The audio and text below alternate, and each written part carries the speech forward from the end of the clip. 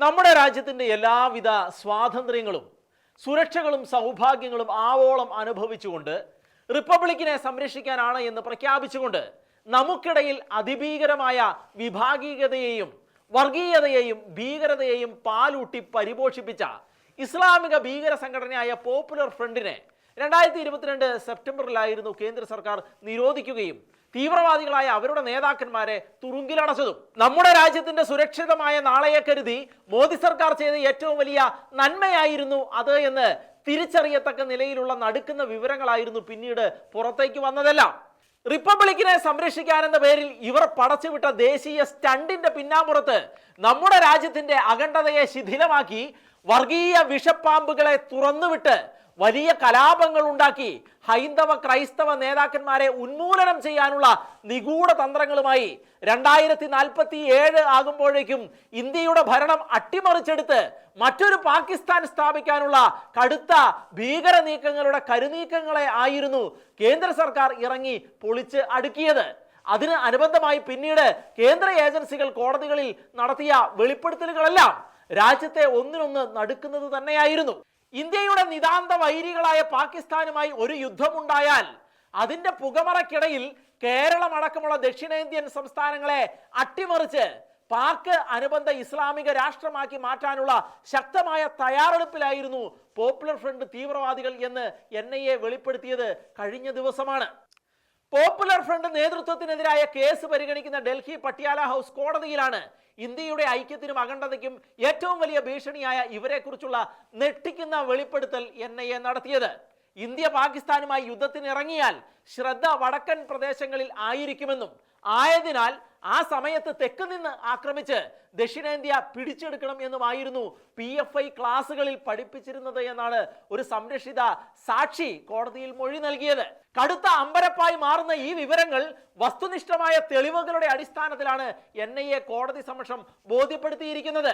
രാജ്യത്തെ കുരുതിക്കളമാക്കാൻ ലാക്കാക്കിക്കൊണ്ടുള്ള ബോംബ് നിർമ്മാണം, ഇന്ത്യയെ ഇസ്ലാമിക രാഷ്ട്രമാക്കി മാറ്റുന്നതിനെ കുറിച്ചുള്ള വസ്തുക്കൾ അടങ്ങിയ രേഖകൾ കയ്യിൽ പിടിക്കാവുന്ന മറൈൻ റേഡിയോ സെറ്റുകൾ, IS അനുകൂല വീഡിയോകൾ ഉള്ള പെൻഡ്രൈവുകൾ, വെടിമരുന്ന്, ആയുധങ്ങൾ എന്നിവയെല്ലാം പോപ്പുലർ ഫ്രണ്ട് പ്രവർത്തകരിൽ നിന്ന് കണ്ടെടുത്തിട്ടുണ്ട് എന്നാണ് കേന്ദ്ര ആഭ്യന്തര മന്ത്രാലയത്തിന്റെ ഔദ്യോഗിക രേഖകളിൽ വ്യക്തമാക്കിയിരിക്കുന്നത്. രാജ്യത്ത് ഇസ്ലാം അപകടത്തിലാണ് എന്ന കള്ളപ്രചാരണം അഴിച്ചുവിട്ട പോപ്പുലർ ഫ്രണ്ട് ഭീകരവാദികൾ ഹിന്ദുക്കൾക്കെതിരെ ശത്രുതയും വിദ്വേഷവും വളർത്തുകയും ആ എക്കോസിസ്റ്റത്തിൽ അടിപ്പെട്ടു പോകുന്ന മുസ്ലിങ്ങളായ ചെറുപ്പക്കാരെ തിരഞ്ഞുപിടിച്ച് തീവ്രവാദികളാക്കുകയും അവരെ ഇസ്ലാമിക് സ്റ്റേറ്റിൽ ചേർത്ത് ഇന്ത്യയിൽ ഖിലാഫത്തും ശരീഅത്ത് നിയമവും സ്ഥാപിക്കാനുള്ള അങ്ങേയറ്റം ഭീകരമായ നീക്കങ്ങളായിരുന്നു നടത്തി വന്നിരുന്നത്. NIAയുടെ ഈ വെളിപ്പെടുത്തൽ വസ്തുനിഷ്ഠമാണ് എങ്കിൽ പഹൽഗാം ഭീകരാക്രമണത്തെ തുടർന്ന് ഇന്ത്യയും പാകിസ്ഥാനും തമ്മിൽ നടന്ന യുദ്ധത്തിൽ നാം പാദമൂന്നി നിൽക്കുന്ന സംസ്ഥാനത്തിന്റെ സ്ഥിതിഗതികൾ മറ്റൊന്ന് ആകുമായിരുന്നു എന്നുള്ള നടുക്കുന്ന വിവരങ്ങൾ തന്നെയാണ് അരക്കിട്ട് ഉറപ്പിച്ചിരിക്കുന്നത്. കാനഡയിൽ നിന്ന് ഫണ്ട് ചെയ്യുന്ന കുറെ നിഗൂഢ പ്രസ്ഥാനങ്ങളെ കൂട്ടുപിടിച്ച് ചില ഇസ്ലാമിക വോക്കിസ്റ്റ് മാധ്യമങ്ങൾ കട്ടിംഗ് സൗത്ത് എന്ന പേരിൽ ഇവിടെ നടത്തിയ നീക്കങ്ങളെയും മാധ്യമ സംഗമങ്ങളെയും ഇതിനോട് ചേർത്ത് നമ്മൾ വായിച്ച് എടുക്കേണ്ടതാണ്. രാജ്യത്തിന്റെ സുരക്ഷയ്ക്ക് അതീവ ശ്രദ്ധ നൽകിക്കൊണ്ട് കേന്ദ്ര സർക്കാർ നടത്തിയ നീക്കങ്ങൾ കൊണ്ട് രാജ്യത്തെ പിളർത്താനിറങ്ങിയ പോപ്പുലർ ഫ്രണ്ട് തീവ്രവാദികളുടെ വലിയ നീക്കങ്ങളെ പൊളിക്കാനായി എങ്കിലും എപ്പോൾ വേണമെങ്കിലും അവർ നമ്മുടെ നാടിന്റെ സ്വസ്ഥതയിൽ വർഗീയ വിധ്വംസകത്തിന്റെ സ്ഫോടക വസ്തുക്കൾക്ക് കൊള്ളി വെക്കാം എന്നുള്ളതാണ് യാഥാർത്ഥ്യം. കാരണം ഇവരുടെ സ്ലീപ്പർ സെല്ലുകളിൽ നിന്ന് വോട്ട് വാങ്ങിയാണ് കേരളത്തിലെ അധികാര കൊതിയന്മാരായ രാഷ്ട്രീയ നേതൃത്വങ്ങൾ അധികാരത്തിന്റെ കനകസിംഹാസനങ്ങളിൽ അമർന്നിരിക്കുന്നത്. ഇപ്പോൾ രാജ്യത്തെ പിളർത്താനിറങ്ങിയ കൊടും ഭീകരരായ പോപ്പുലർ ഫ്രണ്ടിനെ നിരോധിച്ചപ്പോൾ അതിലുണ്ടായിരുന്ന ഭീകരന്മാരെല്ലാം ഉറുമ്പടക്കം PFIയുടെ രാഷ്ട്രീയ മുഖമെന്ന് അവർ തന്നെ പറയുന്ന SDPI എന്ന രാഷ്ട്രീയ പാർട്ടിയിലേക്ക് ചേക്കേറി. ആ പാർട്ടിയുടെ വോട്ട് രഹസ്യമായും പരസ്യമായും വാങ്ങിയാണ് LDF എന്ന രാഷ്ട്രീയ പ്രസ്ഥാനം തെരഞ്ഞെടുപ്പിനെ നേരിട്ടുകൊണ്ടിരിക്കുന്നത്.